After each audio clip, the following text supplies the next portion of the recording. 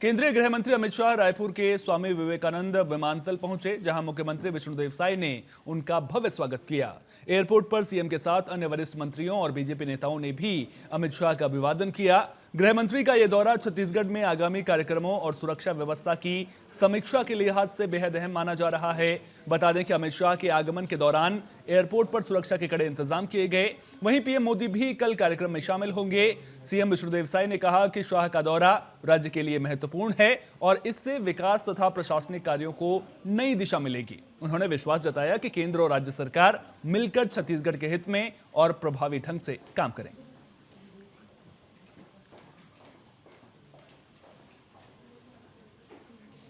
BJP के प्रदेश प्रभारी नितिन नबीन रायपुर पहुंचे, जहां एयरपोर्ट पर उनका जोरदार स्वागत किया गया। पार्टी कार्यकर्ताओं और पदाधिकारियों ने फूल मालाओं और नारों के साथ उनका भव्य स्वागत करते हुए उत्साह दिखाया। नितिन नबीन बिहार में मिली हालिया चुनावी जीत के बाद पहली बार रायपुर पहुंचे, जहां पार्टी कार्यकर्ताओं में खास उत्साह देखने को मिला। एयरपोर्ट के बाहर निकलते ही कार्यकर्ताओं ने ढोल नगाड़ों के साथ उनका स्वागत किया और जीत का श्रेय उनकी रणनीतियों को देते हुए खुशी जाहिर की। प्रदेश प्रभारी नितिन नबीन ने कार्यकर्ताओं का अभिवादन स्वीकार करते हुए कहा कि पार्टी को मिली जीत सामूहिक प्रयास का परिणाम है और छत्तीसगढ़ में भी संगठन को मजबूत करने के लिए सभी मिलकर काम करेंगे।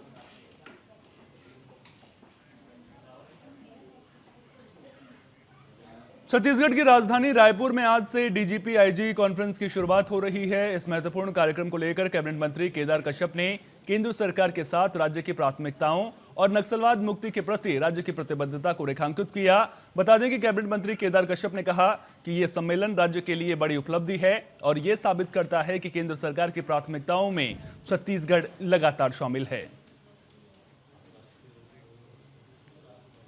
से ये हमारे छत्तीसगढ़ में पहली बार डीजी कॉन्फ्रेंस किया जा रहा है और इसके लिए हम अपने देश के यशस्वी प्रधानमंत्री जी का, माननीय हमारे गृह मंत्री जी का और माननीय मुख्यमंत्री जी लगातार हमारे छत्तीसगढ़ को जिस तरीके से प्राथमिकता में रखे हुए हैं और छत्तीसगढ़ अभी अपनी रजत जयंती मना रहा है और ऐसे अवसर पर डीजी कॉन्फ्रेंस हो रहा है और निश्चित तौर पर हमारे पूरा छत्तीसगढ़ नक्सलवाद की पीड़ा झेल रहा था और 50 वर्षों के बाद अब नक्सलवाद से मुक्ति की ओर हम बढ़ रहे हैं और उसी परिप्रेक्ष्य में अब यहाँ पर इस कॉन्फ्रेंस का भी आयोजन होना उसको एक मजबूती देता है।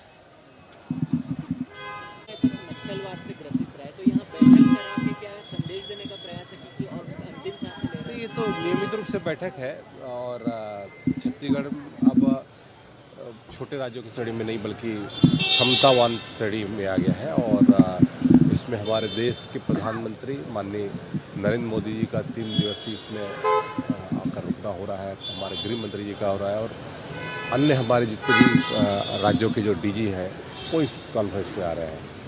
तौर से ये हमारे छत्तीसगढ़। ज्यादा जानकारी के साथ हमारे स्टेट हेड अमर सदाना हमारे साथ में जुड़ गए हैं। अमर सदाना, अगर इस सम्मेलन को लेकर के बात की जाए तो कितना अहम ये सम्मेलन और क्या कुछ उम्मीदें इस सम्मेलन से छत्तीसगढ़ को? बिल्कुल सुहान जी, मैं आपको बता दूं कि राजधानी के नया रायपुर में IIM कैंपस में आज से 3 दिवसीय जो है डीजी आईजी कॉन्फ्रेंस शुरू हो रही है। इसका जो उद्घाटन है वो गृह मंत्री अमित शाह, राष्ट्रीय सुरक्षा सलाहकार अजीत डोभाल और देश भर से आए लगभग 500 बड़े अधिकारी करेंगे और प्रधानमंत्री नरेंद्र मोदी भी इस इवेंट में कल शामिल होने जा रहे हैं।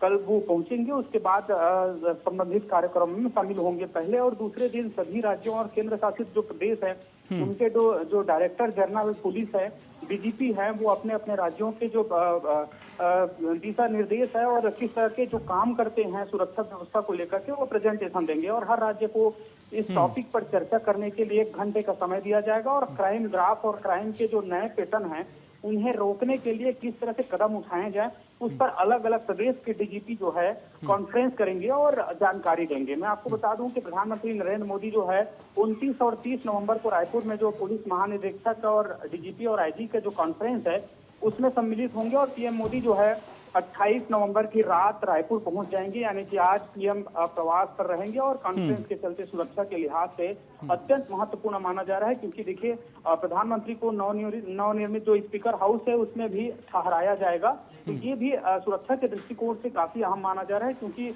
देश के प्रधानमंत्री और देश के गृह मंत्री और पूरे प्रदेश के जो है डीजी आईजी जो है यहाँ सम्मिलित रहेंगे, तो सुरक्षा के दृष्टिकोण से भी अहम जो है जिम्मेदारी छत्तीसगढ़ के पुलिस अफसरों के पास होगी जी। अमर, यहाँ पर यह भी समझना बेहद जरूरी होगा ना कि आंतरिक सुरक्षा की जब बात आती है, देश की पुलिस व्यवस्था की जब बात आती है, तो इन मुद्दों को लेकर के इस सम्मेलन में जो है वो खासा फोकस रहने वाला है। और खासतौर पर नक्सलवाद के खिलाफ जिस तरह से मुहिम छेड़ रखी है केंद्र सरकार ने, जो डेडलाइन तय कर रखी है, उसके बाद ये संदेश देने की कोशिश भी छत्तीसगढ़ से की जा रही है कि भैया आंतरिक सुरक्षा को लेकर के हम पूरी तरह से जिम्मेदार हैं और पूरी तरह से प्रतिबद्ध हैं आंतरिक सुरक्षा को लेकर।